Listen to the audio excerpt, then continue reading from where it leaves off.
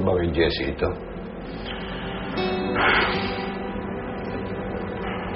Yes, pa. Masusuyo mo rin yun. Mahal ka ni Jessie. Hindi niyo po alam kung anong ginawa ko sa kanya.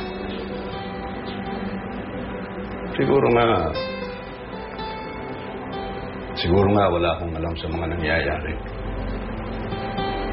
Pag umiibig ang isang tao, marami kang kailangan sakripisyo.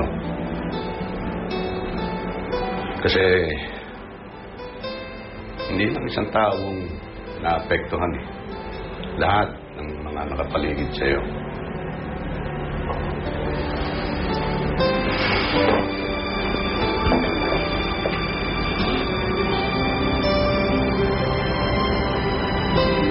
Alam mo ang gagawin mo. Yung tiwala ako sa'yo.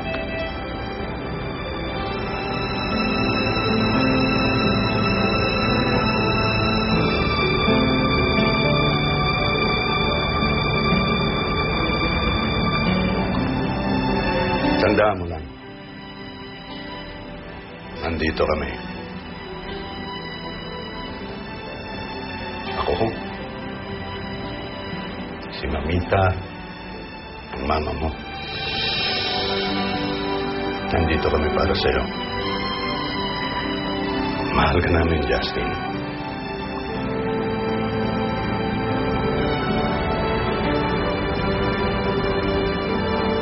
Mahal kita. I love you, son.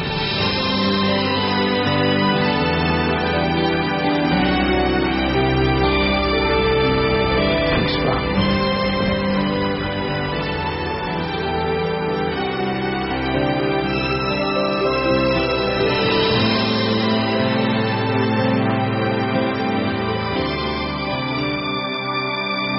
Marlon, mamaya may meeting tayo ng mga 11 a.m. Sir, sigurado kang may meeting ka. Oo, bakit? Wala. Hindi mo ba kakamustahin si Ma'am Jessie? Later tonight, tatawagan ko siya. Probably gonna have dinner with her. Hindi niyo pa alam nangyari. Nangyari? Sa future ex mo, sa girlfriend mo, ayan, nasa dyaryo. Nagkagulo sa ospital nung sugurin ni Elaine, di umano, ang besto ni Justin, ang asawa na si Jessie, di umano, prostitute daw. Marlon, ang daming kotse. Sige, sir.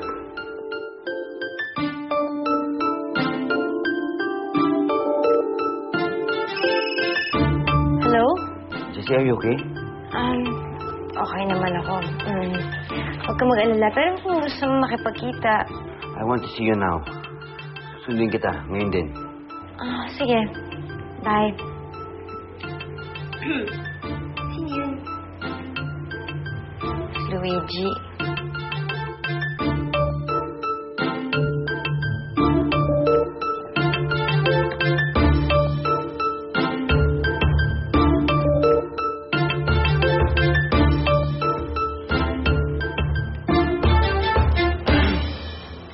Excuse me. Justin! Magkano yung flowers niyo? Ano bang flowers? Lahat. Oh!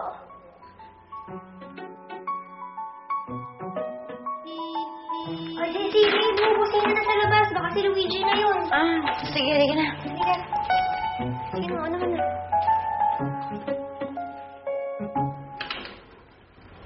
Ano to?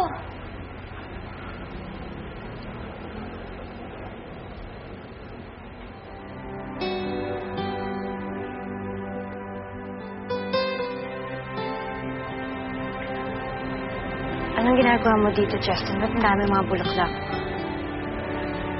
Jessie, kailangan natin mag-usap. Para saan yung mga bulaklak, Justin? Di ba nasa kontrata natin yan? Di ba sinabi mo na gusto mo ng bulaklak tuwing MWF? Friday ngayon. Para yan sa lahat ng Friday ngayong taon. Alam mo, Justin, hindi naman natin kailangan maghiwalay kung sasabihin mo lang sa akin yung nararamdaman mo. Justin, kahit konti, may pag-asa ba ako? May pag-asa bang mahalin mo ko balang araw? Kung masasabi mo yun sa akin, hindi kita iiwanan. Mahirap malimos ng pag-ibig. Pero ginagawa ko yun dahil mahal kita. At kung konti lang yung may bibigay mo sa akin, ipagkakasya ko yun, Justin. Mahal mo ba ako, Justin?